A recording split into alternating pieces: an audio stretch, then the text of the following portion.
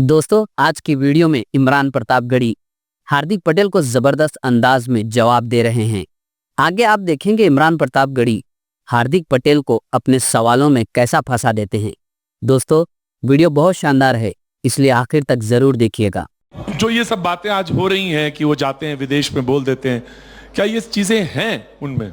देखिए, मेरा ये मानना है कि आपको अगर नाराजगी इस देश में रहकर किसी नेता से है तो आप दूसरे देशों में जाकर इस देश की तो बदनामी नहीं कर सकते। और दूसरी एक बड़ी बात यह है कि उन्हीं के माता पिता इस देश का नेतृत्व कर चुके हैं। अगर आप जब देश की बदनामी करते हैं तो आप अपने माता पिता का भी नाम बदनाम कर रहे हैं बाहर जाकर। अच्छा। और दूसरी एक बात बहुत ही स्पष्ट है कि आप जब देश के बाहर जाते हैं तो देश के बाहर जाके ये तो नहीं कह सकते कि हमारे भारत में ये है, हमारे भारत में वो है। आप ये जरूर कह सकते हैं कि हमारे भारत के भीतर नेता है, हमारी नेता से नाराजगी है, लेकिन पूरे देश के खिलाफ आपकी नाराजगी है। तो मेरा ये मानना है तो फिर आपको वहीं रहना चाहिए और वहीं रहकर ही आप अपनी बात रखें। अब तू गया बेटा, अब तू गया, देखते हैं। बहुत महत्वपूर्ण बात इन्होंने कही कि देश के बाहर जा करके देश के बारे में कुछ बुरा नहीं कहना चाहिए। बहुत अच्छी बात है। मेरा ख्याल है कि एक बार हार्दिक भाई को प्रधानमंत्री जी का प्रधानमंत्री रहते हुए शंघाई में, कैलिफोर्निया में, अमेरिका में, दोहा में तमाम उनके पुराने भाषण सुनने चाहिए। अभी मजा आएगा ना भिड़ो, जिसमें वो कह रहे हैं कि भारत सपेरों का देश है, हिंदुस्तान में पैदा होना पाप है। ये किसके भाषण है? ये प्रधानमंत्री जी के भाषण है। राहुल गांधी जी ने क्या कहा? नहीं, आपके पास अगर ऐसा कोई भाषण है तो उनको सुनाना चाहिए। बिल्कुल, अभी आपको सुनाइए YouTube पूरा भरा पड़ा है, मैं आपको सुना दूंगा। भरा पड़ा नहीं, आपका तो दिखाई देता है, आप दिखाइए ना। रुको जरा, सबर करो। अगर देश के प्रधानमंत्री नरेंद्र भाई मोदी, मैं इमरान भाई, आप हमारे दोस्त हैं, मैं आपको सुनाना चाहिए। आप मैं सुना दूं? नहीं सुना दूं? ना वो झूठ बोल रहा था बड़े इस तरीके से, मैं एतबार न करता तो और क्या करता, गम अख्तियार न करता तो और सुनाने की जरूरत नहीं है। गम अख्तियार न करता तो सुनाने की बिल्कुल जरूरत नहीं है। आप तो जो तरह से आप कहेंगे, चलिए मैं वही विश्वास करूंगा। प्रतीक जी, हमारे प्रतीक जी, बस हवा निकल गई जी जानते हैं कि प्रधानमंत्री जी ने ये सारी बातें बोली हैं। वो प्रधानमंत्री जी की बात बचाना चाहते हैं तो ठीक है, मैं भी मानता हूं वो प्रधानमंत्री जी। मैं आपका एतबार करता हूं। अब मैं एक बात कह रहा हूं कि हार्दिक भाई ने कहा कि राहुल गांधी जी को बाहर जाकर के ये सब बातें नहीं बोलनी चाहिए। हार्दिक भाई, आपने राहुल जी का वो कैम्ब्रिज का भाषण पूरा सुना है क्या? भारतीय जनता पार्टी के तमाम नेताओं ने वो भाषण सुना जिसमें राहुल जी कह क्या रहे हैं? नहीं। बस राहुल जी ने तो देश के विरोध में बात कर दी। भाजपा चाहती है कि पूरा देश खामोश हो जाए, किसी भी मंच पर कोई बात ना करे। वो किसी का एक शेर है कि कहा गया है, सुना गया है, कोई न बोले। ज़बां दराजों को मशवरा है, कोई न बोले। अजीब लुकनत पसंद हाकिम से वास्ता है, जो चाहता है, जो सोचता है, कोई न बोले। क्या बात है सर, क्या बात है सर। अगर कोई बोलेगा तो साहब नाराज हो जाएंगे। क्यों? क्योंकि बोलेगा तो अडानी पर बोलेगा तो सवाल पूछेगा कि LIC का पैसा अडानी को क्यों दिया गया, SBI का पैसा जिसमें देश के गरीबों का पैसा लगा है वो अडानी को क्यों दिया गया। तो साहब चाहते हैं कि कोई बोले ना, बाहर जाकर के कोई ना बोले, सदन भी ना चले, सदन में भी ना बोले। संसद का पूरा सत्र एक अडानी को बचाने के लिए कुर्बान किया जा रहा है। सही पकड़े हैं। कौन से किस फाइनेंशियल इंस्टीट्यूशन ने ये बात कह दी आपसे कि सब कुछ डूब गया, पैसा डूब गया? नहीं, हम आपको नहीं लग रहा है? आपने अगर रटा है, आपको नहीं लग रहा है? आपको नहीं लग नहीं। सबसे पहले जिस तरह से आप फाइनेंशियल इंस्टीट्यूशन का प्रतीक भाई आप मुझसे सवाल पूछ रहे हैं, हाँ। इसी तरह से आप भाजपा के नेता से भी पूछिए कि कैम्ब्रिज यूनिवर्सिटी का पूरा भाषण सुना आपने? पूछा? मैंने सुना। तो क्या कहा है उन्होंने? जरा वो बताइए क्या कहा है राहुल गांधी जी? उन्होंने कहा कि मेरा फोन भी टैप कर दिया गया। उन्होंने क्या कहा? क्या? इसमें कौन सा लोकतंत्र का हनन हो गया? अरे भाई, भारत के इसमें कौन सा अपमान? अरे इमरान भाई, अगर आपको भारत में भारतीय जनता पार्टी के किसी भी नेता से नाराजगी है तो आप उनको टारगेट कीजिए, हमें कोई दिक्कत नहीं है। लेकिन बाहर जाकर अगर आप ये कहेंगे कि भारत में ये चल रहा है तो 4-5 नेता नहीं, पूरा भारत बोलेगा आपके खिलाफ। मुझे तो इस पर बिल्कुल भी भरोसा नहीं है। अगर आपको नाराजगी मुझसे है तो आप मेरे खिलाफ बात कर सकते हैं, लेकिन पूरे गुजरात से नाराजगी नहीं हो सकती। प्रधानमंत्री जी को अपनी पूर्ववर्ती सरकारों से नाराजगी थी तो विदेश में जाकर के यह कहने की क्या जरूरत है? क्या इससे देश का अपमान नहीं होता कि भारत सपेरों का देश है? भारत में पैदा होना। नरेंद्र भाई मोदी जब गुजरात के मुख्यमंत्री थे तो अमेरिका जाने के लिए आप ही के नेता उस टाइम तो वीजा न मिले इसके लिए सिफारिश किया करते थे। अब वीजा अमेरिका नहीं दे रहा था, उसमें भी कांग्रेस का हाथ।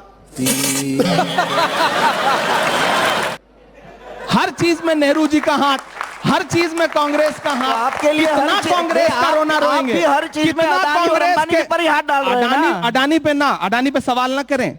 अडानी पे इतना उछल क्यों जाती है पूरी भाजपा? देख रहा है विनोद।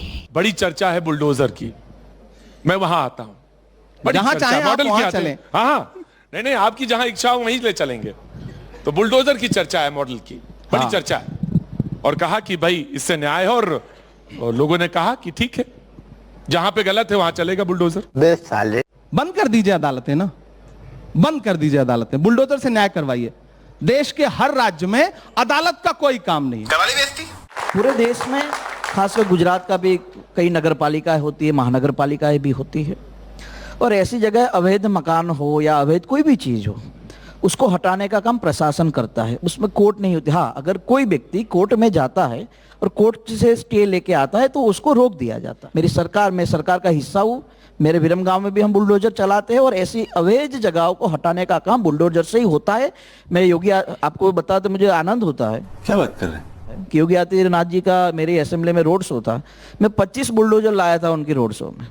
अगर जहां सही जगह होगी वहां बुलडोजर चलेंगे, और जिनको नाराजगी है वो टीवी में आके बोल सकते हैं। अभी बता है भाई, अभी बता है। देखिए राजनीति कहां आकर के खड़ी है, और राजनीति ने अपना मकसद क्या बना लिया है। प्रधानमंत्री जी का अभी भाषण कहेंगे हार्दिक भाई, तो वो भी सुना दूंगा। उन्होंने कहा कि मैं 2022 में इस देश के हर व्यक्ति के सर पर पक्का मकान देखना चाहता हूं, दूंगा, मैं आवास दूंगा। मैं मध्य प्रदेश के ऐसे, आपको डॉक्यूमेंट दे दूंगा, ऐसे ऐसे लोगों के मकान तोड़े गए जो प्रधानमंत्री आवास योजना से बने थे। गलती किसकी है? जांच का विषय हो सकता जांच का, पहले घर तोड़ दीजिए फिर जांच का विषय है। अदालतें बंद कर दीजिए। है। वाह, आपने कहा राजनीति की दशा। देखिए, एक दशा ये भी है, दिशा ये भी है कि रामपुर से उत्तर प्रदेश में भाजपा का कमल खिलता है। हाँ हाँ, खिल रहा है, देख रहा हूं। अब तो इंजेक्शन लगा लगा के अरे कमल भाई, खिलाया जा मैं रहा है। आप सिर्फ देख ही रहे हैं कि 387 सीटों, 399 सीटों पर आप लड़े उत्तर प्रदेश में, 387 पर जमानत जब्त हो गई। आप देख ही रहे हैं अभी तक। प्रतीक जी, मैं बहुत संवेदनशीलता के साथ एक बात कहना चाहता हूं। अब ये मत बताइएगा, अब ये मत कहिए कि हम चुनाव लड़ रहे हैं, जीत हार हमारे राजनीति में नहीं है। सामान्य तरीके से बहुत संवेदनशीलता से एक बात कह रहा हूं। क्या जीत ही हर चीज का पैमाना है? वाह, तो आप क्या जीत ही तय करेगा कि जो गलत है वो भी सही है? बिल्कुल, अगर राजनीति में है तो राजनीति में है तो जीत ही तय करेगा ना। उस दिन, जिस दिन सारे आपके भी कुछ पत्रकार साथी यहां बैठे होंगे, कुछ पत्रकार साथी भी वहां थे, जिस दिन सांसदों ने मार्च निकाला, पार्लियामेंट से बाहर निकले और बैरिकेड कर दिया गया। सिर्फ सांसद बैरिकेड नहीं किए गए थे, सारे पत्रकार, लोकतंत्र का चौथा खंबा 200 मीटर दूर बैरिकेड किया गया था। एक बाइट लेने को तरस रहे थे, क्योंकि जीत है उनके पास। जीत पैमाना है तो यह भी बर्दाश्त करिए। हाँ भाई, कैसी लगी? जितने संस्थान है सबको कुचल दीजिए। ये यहां बातें बैठ के कहना बहुत आसान है। जमुना उपाध्याय का एक शेर है, ये चूनर धानी धानी भूल जाते, ये पुरवा की रवानी भूल जाते, जो आकर 4 दिन गांव में रहते तो सारी लंतरानी भूल जाते। क्या बात है। संविधान को सब लोग मानते हैं। देश के प्रधानमंत्री नरेंद्र भाई जब गुजरात के मुख्यमंत्री हुआ करते थे तो देश में पहली संविधान यात्रा अगर किसी ने निकाली है तो नरेंद्र भाई मोदी साहब ने गुजरात के मुख्यमंत्री के तौर पे सुरेंद्रनगर जिले से निकाली गई थी। कब हो गया ये? कब हुआ कब? देखिए, ये जब प्रतीक भाई, मैं एक मिनट के लिए हार्दिक भाई को चिंता में आ जाते हैं, 1 मिनट के लिए रोकूंगा। मुख्यमंत्री रहते हुए आदरणीय प्रधानमंत्री जी ने जो जो किया है, क्या आज उस एक भी बात पर कायम है? वो बताएंगे उनको। आधार कार्ड का विरोध उन्होंने किया, मनरेगा का विरोध उन्होंने किया। ये कहते थे कि सीबीआई का सबसे ज्यादा दुरुपयोग सरकारें करती हैं, चुनाव सीबीआई के जरिए लड़े जाते हैं। आज प्रधानमंत्री जी सुनने को तैयार नहीं। ऐसी चुप्पी ओढ़ ली है उन्होंने कि अडानी के मुद्दे पे एक शब्द संसद में आके बोलते आपकी तो एक ही जगह सुई जाके अटक गई है। देखिए, आज मैं भारतीय जनता पार्टी का एक विधायक होने के बाद भी ये मैं बोलता हूँ कि हम इस देश के भीतर उद्योगपतियों को मजबूत करना चाहते हैं, लेकिन विनाश के नाम पे नहीं। इस देश में भी उद्योगपति है, उनके तरीके से वो मजबूती से आगे बढ़े हैं, और ये हर जगह ये कहते हैं कि नरेंद्र भाई आए तब के बाद ही वो सक्षम और मजबूत हुए, तो उससे पहले वो नहीं थे क्या? यही तो मैं कहना चाहता हूं कि नरेंद्र मोदी जी पहले देश नहीं था क्या? उनके प्रधानमंत्री बनने से पहले देश नहीं था क्या? तब जाकर के विदेश में कहने की क्या आवश्यकता है कि भारत तो सपेरों का देश था। आज क्या नारा है? राहुल गांधी माफी मांगो। राहुल गांधी इस बात के लिए माफी मांगे कि उन्होंने भारत को जोड़ने के लिए 3,500 किलोमीटर पैदल यात्रा की। राहुल गांधी इस बात के लिए माफी मांगे कि वो ये कहते हैं कि लोकतंत्र बचाओ। माफी तो भाजपा को मांगनी चाहिए 15 लाख के जुमलों के लिए, अच्छे दिन के झूठे वादे के लिए, पेट्रोल और डीजल को 60 रुपए से 100 रुपए के पास। इसीलिए 2014 के बाद 2019 में हमारी सरकार बनी है। चुप रहना भाई, बंद करना, तेरा बकवास बंद कर अभी। अच्छे दिन आए इमरान भाई, इसीलिए लोग प्रधानमंत्री नरेंद्र भाई मोदी को वैश्विक नेता मानते